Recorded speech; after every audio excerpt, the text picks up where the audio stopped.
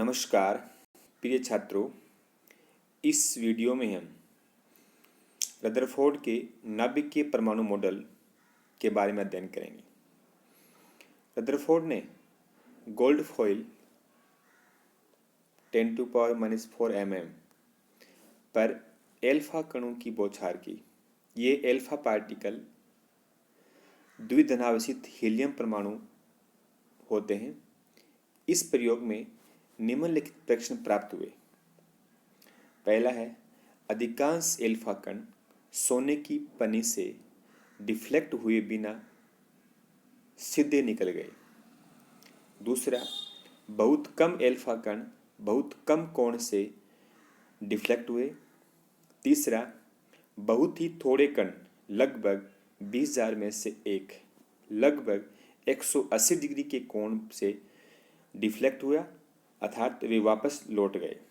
Fourth, alpha particles का जो scattering है वो होती है प्रोपोर्शनल होती है 1/sin⁴ θ/2।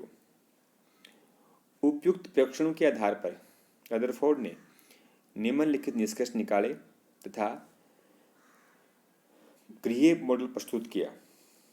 रदरफोर्ड का जो एटॉमिक मॉडल है उसका नाम है गृहीय मॉडल, प्लेनेट मॉडल। पहला है, इसमें परमाणु का अधिकांश स्थान रिक्त होता है, वैकेंट होता है। दूसरा, परमाणु का द्रव्यमान एवं धनावेश उसके अत्यंत सूक्ष्म स्थान में केंद्रित होते हैं, जिससे हम न्यूक्लियस कहते हैं, नाभिक कहते हैं।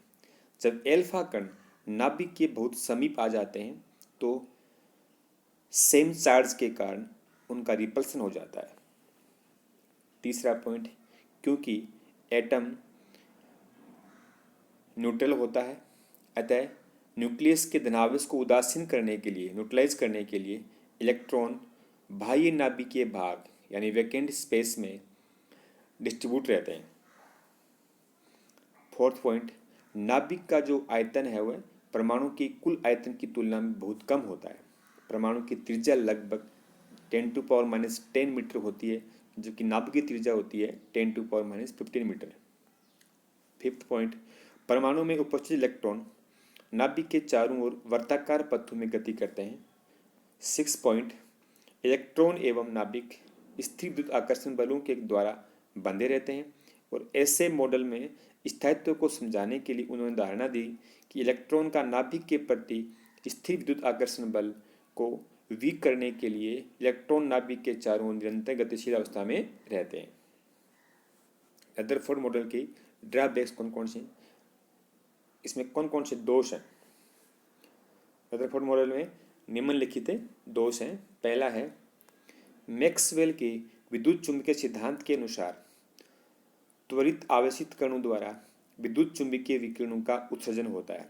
इसलिए किसी कक्षा में उपस्थित इलेक्ट्रॉनों से विकिरण का उत्सर्जन होगा और इस प्रकार कक्षा छोटी होती जाएगी तथा इलेक्ट्रॉन सर्पिलाकार गति करता हुआ 10⁻⁸ सेकंड में नाभिक में जाकर गिर जाएगा, जबकि वास्तव में ऐसा नहीं होता है। अतः रदरफोर्ड का परमाणु मॉडल परमाणु के स्थायित्व को एक्सप्लेन नहीं करता है।